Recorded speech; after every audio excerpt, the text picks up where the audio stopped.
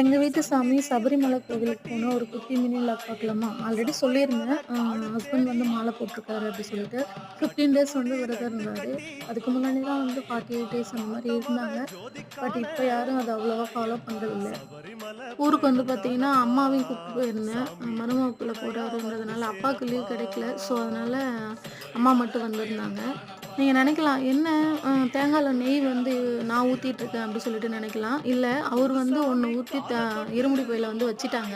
இது வந்து இன்னொன்னு வந்து வேண்டுதலுக்காக வந்து எண்ணெய் ஊத்தி அதில வைக்க சொன்னாங்க. ஸோ, அதனால அது வந்து நான் ஊத்திட்டுருந்தேன். அப்புறம் கோயில சுத்தி எடுத்துன்னு போயிட்டு இருமுடிய வந்து கோயிலுக்குள்ள வச்சோங்க.